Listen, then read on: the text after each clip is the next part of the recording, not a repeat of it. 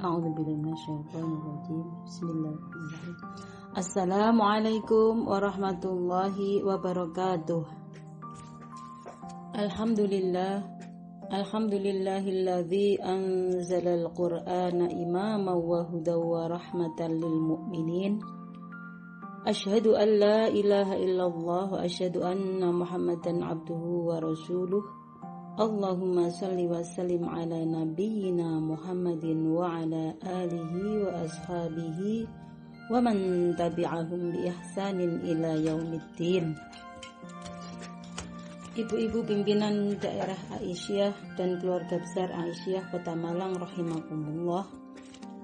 Alhamdulillah bi ni'matil iman wal islam wa bi ni'matis siha wal afiyah wa bi ni'matil aqidah wal ukhuwah wa bi ni'matil jamaah aisyah, sehingga kita dipertemukan lagi dengan Ramadan 1441 Hijriah dalam keadaan sehat wal afiat.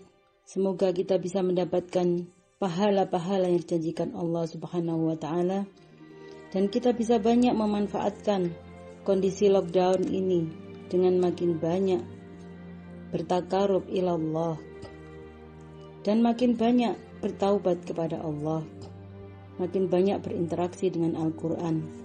Mudah-mudahan Allah memberi yang terbaik untuk kita. Materi pagi ini adalah hidup bahagia bersama Al-Quran. Semoga bermanfaat.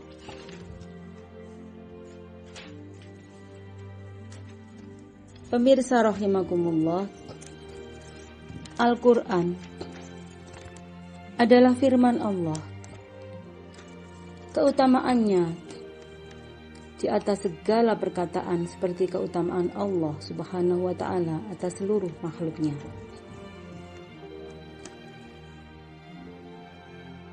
Di dalam surat Al-Baqarah disebutkan, Dzalikal kitabu la raiba fihi hudal lil muttaqin, yaitu kitab Al-Quran yang tidak ada keraguan padanya petunjuk bagi orang-orang yang bertakwa. Al-Quran mutlak kebenarannya dan terjamin keasliannya. Di dalam surat Az-Zumar ayat 23 Allah berfirman, Allahu nazzala ahsanal hadithi kitaban mutasyabihan mathaniya. Allah telah menurunkan perkataan yang paling baik, yaitu Al-Quran, yang ayat-ayatnya diulang-ulang agar innahu laqur'anun karim. Sungguh Al-Quran itu bacaan yang sangat mulia. Allah firmankan di dalam surat Al-Baqarah ayat 185, Syahrul Ramadan alladzi unzila fihi al-Qur'an hudan linnas wa bayyinatin minal huda wal furqan. Bulan Ramadan adalah bulan yang di dalamnya diturunkan Al-Qur'an sebagai petunjuk bagi manusia dan penjelasan mengenai petunjuk itu dan pembeda antara yang hak dan yang batil. Bahkan sekelompok jin yang mendengarkan Al-Quran begitu takjubnya, sebagaimana di surat Al-Jin, Inna sami'na Qur'anan ajaba. Kita ingat seorang petinju legendaris, Muhammad Ali, begitu yakin dengan adanya neraka yang diinformasikan Allah di dalam Al-Quran. Beliau kemana-mana membawa korek api dan siap membakar tangannya jika akan melakukan maksiat atau dosa. Karena beliau membayangkan betapa neraka yang sesungguhnya kelak panasnya. Bagaimana dengan kita, pemirsa sekalian?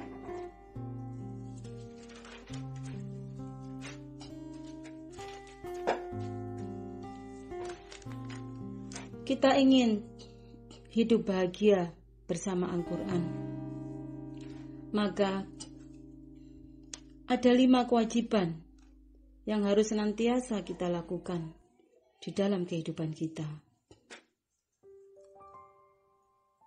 Yang pertama adalah membacanya dengan baik dan rajin membaca.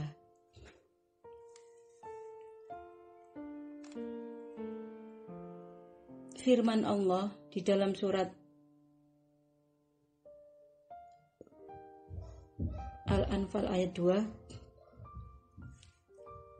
Innamal mu'minuna alladzina idza dzukirallahu wajilat qulubuhum wa idza tuliyat 'alaihim ayatuhu zadatuhum imana wa 'ala rabbihim yatawakkalun.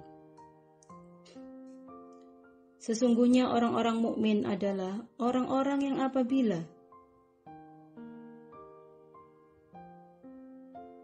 disebut nama Allah, gemetarlah hati mereka.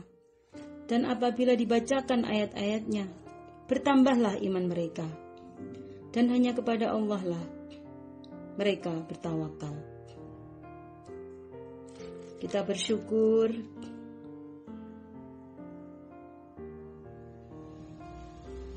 pimpinan Aisyah Majelis Tabligh mengadakan kajian duha setiap pagi. Ada tartil, ada tadabbur, ada syarah hadis, arba'in, ada kajian Ramadan.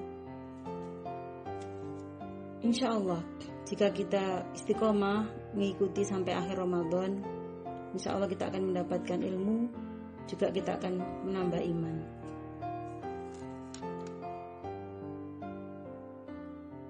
Pemirsa yang dirahmati Allah, hadis Nabi SAW, As-siyamu wal Qur'anu yashfa'ani lil abdi yaumal qiyamah. Puasa dan Al-Quran, keduanya akan memberikan syafaat seorang hamba pada hari kiamat.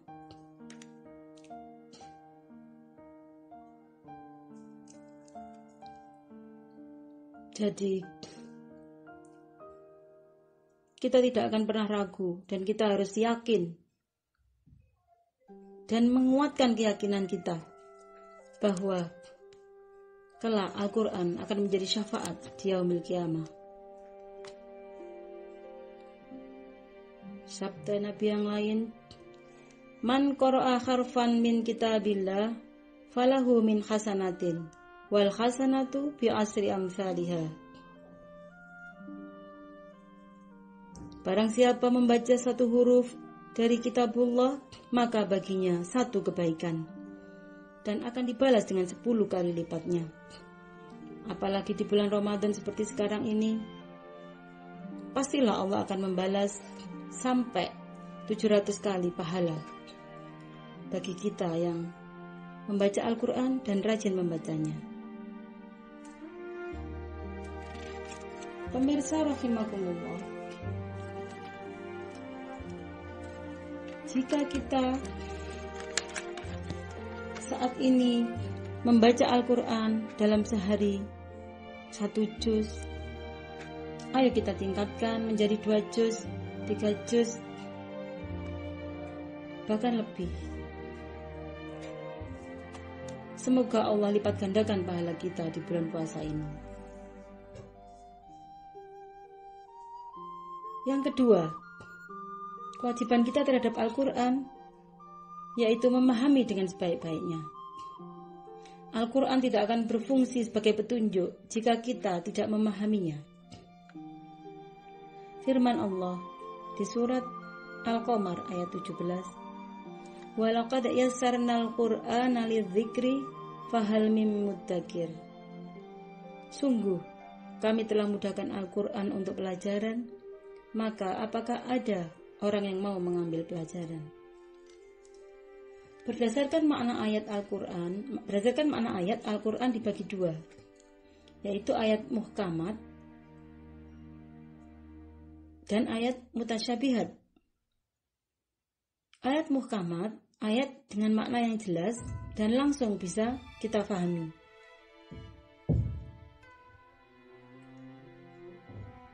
Contohnya, jika di dalam Al-Quran sering kita membaca ayat-ayat dengan bunyi ya ayyuhalladzina amanu, dan seterusnya.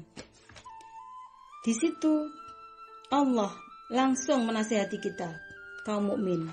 Jadi kita untuk memahami ayat tersebut, kita tidak perlu, kita langsung bisa memahami dengan mudah. Begitu kita membaca, kita bisa langsung memahami dan kita siap untuk mengamalkan. Contoh di dalam surat Al-Hujurat ayat 12. Ya ayyuhalladzina amanu jtanibu katsiran minadh-dhann inna ba'dadh-dhanni itsm. Hai orang-orang yang beriman, jauhilah olehmu prasangka. Sesungguhnya sebagian prasangka itu adalah dosa. Contoh yang lain di surat Ali Imran ayat 30. Ya ayyuhalladzina amanu la ta'kulur riba adha'afan mudha'afah. Hai orang-orang yang beriman, janganlah engkau makan harta riba yang dengan berlipat ganda. Satu contoh lagi di surat Ali Imran ayat 200. Ya ayyuhalladzina amanu sabiru wasabiru warabitu. Hai orang-orang yang beriman, bersabarlah kamu dan kuatkanlah kesabaranmu itu. Ayat-ayat Al-Quran yang lain dinamakan ayat mutasyabihat. Ayat ini maknanya samar, butuh penafsiran dengan menggunakan ayat lain, atau butuh hadis penjelas. Hanya orang-orang yang kuat ilmunya yang bisa memahaminya dengan pemahaman yang benar. Untuk itu, kita perlu hadir dalam kajian-kajian ilmu agar kita lebih bisa memahami makna Al-Quran. Pemirsa rahimakumullah, contoh ayat mutasyabihat ada dalam surat Thaha ayat 5. Allah berfirman, Ar-Rahmanu 'alal 'arsy istawa. Tuhan yang Maha Pemurah bersemayam di atas arsy. Nah, ini kita tidak bisa menafsirkan ayat ini. Kita harus didampingi oleh orang-orang yang ahli ilmu untuk memahaminya. Kewajiban yang ketiga kita terhadap Al-Quran yaitu menghafal. Keutamaan mempelajari Al-Quran, menghafalnya, dan pandai membaca. Sabda Rasulullah, Mathalul ladzi yaqra'ul Qur'ana wa huwa hafidhun ma'as safaratil kiramil bararah. Perumpamaan orang yang membaca Al-Quran sedang ia hafal dengannya bersama para malaikat yang suci dan mulia, diiringi malaikat yang selalu menjaga kita agar selalu baik dan mulia. Nah, ini kita mengusulkan ya pada pimpinan daerah Aisyah Kota Malang agar mendirikan sekolah atau madrasah Al-Quran untuk memfasilitasi ibu-ibu Aisyah agar semangat untuk menghafal. Mudah-mudahan segera terwujud. Amin ya rabbal alamin. Ibu-ibu rahimakumullah, kewajiban kita terhadap Al-Quran yang keempat adalah mengamalkan dalam kehidupan sehari-hari. Ini jihadnya luar biasa. Suatu ketika Aisyah ditanya sahabat tentang akhlak Rasulullah. Beliau menjawab, akhlak beliau adalah Al-Quran. Kita ingat pendiri Muhammadiyah, Kiai Haji Ahmad Dahlan. Suatu ketika beliau mengajarkan santri-santrinya tadabbur dan hafalan Al-Quran surat Al-Ma'un. Beliau terus mengulang-ulang terus menghafal, mentadabburi kepada santrinya sampai suatu ketika santrinya bertanya kepada beliau, Yai, kenapa kok diulang-ulang terus surat ini, Yai? Beliau menjawab, sebelum engkau mengamalkan surat yang kita tadabburi, kita tidak ganti ke surat yang lain. Surat itu berbunyi, Ara'aital ladzi yukadzibu biddin, fadzalikal ladzi yad'ul yatim wa la yahuddu 'ala ta'amil miskin fawailul lil musallin alladzina hum an salatihim sahun alladzina hum yura'un wa yamna'unal ma'un. Tahukah kamu orang yang mendustakan agama? Itulah orang yang menghardik anak yatim dan tidak mendorong memberi makan orang miskin. Maka celakalah orang yang sholat, yang lalai dalam sholatnya dan riya dan enggan memberi bantuan. Setelah santri-santrinya mengamalkan surat ini, baru beliau mengajarkan surat yang lain.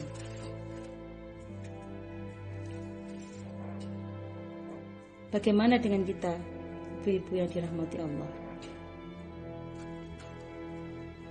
Kewajiban kita terhadap Al-Quran yang kelima adalah mendakwahkan nilai-nilai Al-Quran untuk diri kita sendiri, untuk keluarga, dan kepada masyarakat, yaitu dengan cara lisan, tulisan, nasihat, contoh atau teladan. Balighu anni walau ayat, sampaikan walaupun satu ayat.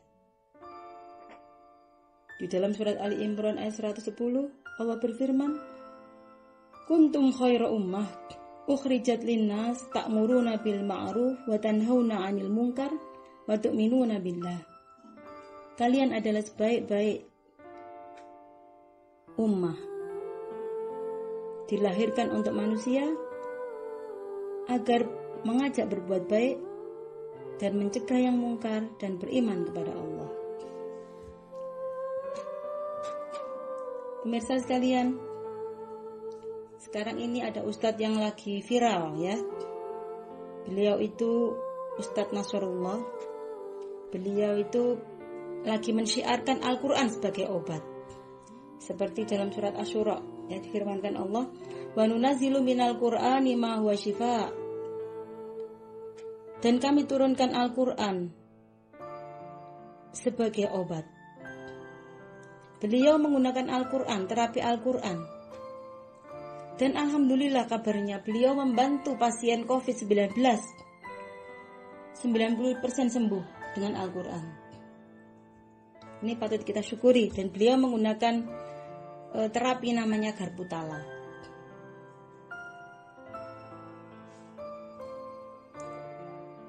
Pemirsa rahimakumullah, sungguh luar biasa fadilah Al-Quran. Seharusnya membuat kita selalu bahagia bersama Al-Quran. Sungguh luar biasa, amazingnya Al-Quran. Rugi jika kita tidak rajin membacanya. Rugi sekali jika kita tidak rajin memahami, mengamalkan, dan mendakwahkan.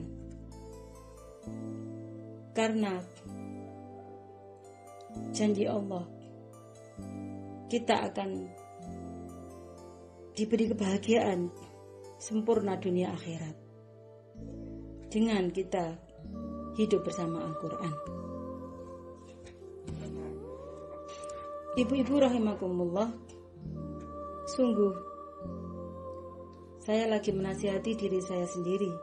Jika ada benar, itu adalah dari Allah, dan jika ada salah dan kurang, itu adalah karena kedhaifan dan kefakiran saya. Mohon maaf yang sebesar-besarnya.